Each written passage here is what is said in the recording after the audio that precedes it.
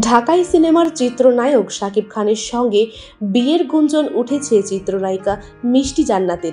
এই গুঞ্জনের সূত্রপাত কিছু সংবাদকে কেন্দ্র করে। শাকিব মিষ্টির বিয়ের সেই গুঞ্জনে যোগ দিয়েছেন অভিনেতা ও উপস্থাপক শাহরিয়ার নাজিম জয়। সম্প্রতি মিষ্টি জান্নাতকে নিয়ে তিনি বলেছেন, ওই মেয়ে ভাইরাল হতেই শাকিবকে জড়িয়ে এসব কথা বলছেন। শাকিব খানের সঙ্গে বিয়ে হলেও সেটা টিকবে না। বিষয়টি নিয়ে ক্ষুব্ধ হয়েছেন মিষ্টি জান্নাত। তিনি বলেন, সে বলল ওই যে একটা মেয়ে, এটা কেন বলবে? আমি কষ্ট পেয়েছি। যদি সে সিনিয়র না হতেন তাহলে তাকে ধরে থাপড়াতাম।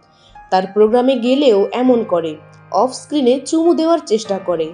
আমার কাছে সেসবের ভিডিও আছে। সে অনেক নেগেটিভ কথা বলে।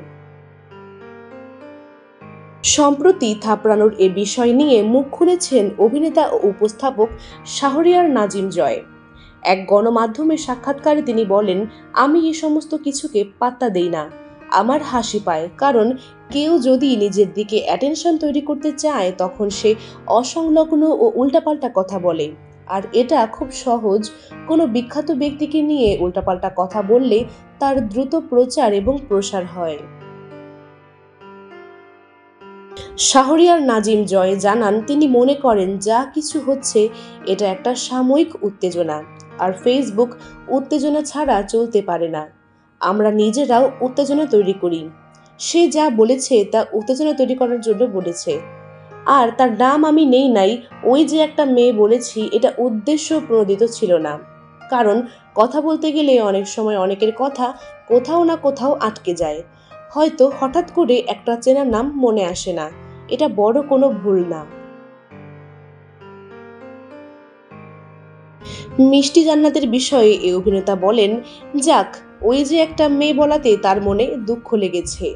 দুঃখ থেকে সে নিজের উত্তেজনার জন্য বক্তব্য দিয়েছে।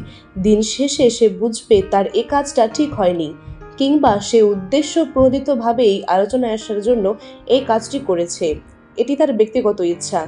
মোবাইলের এ যুগে তার এই ইচ্ছাকে আমাদের বরণ করে নেওয়া ছাড়া আর উপায় নেই।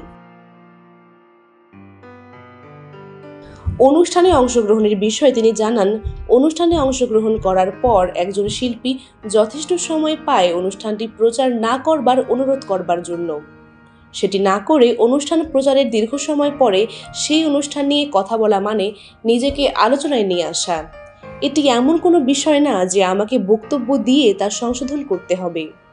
তিনি বলেন, কাজের প্রয়োজনে বিভিন্ন রকম প্রশ্ন করি, তাতে অনেক সময় দর্শক বিব্রত হয়। কিন্তু একটি কথা আমি স্পষ্টভাবে বলতে চাই, আমি যে ইন্টারভিউগুলো নিয়ে থাকি তার 99% ইন্টারভিউ রেকর্ডেড, এডিট হয়, তারপর তা প্রচার হয়।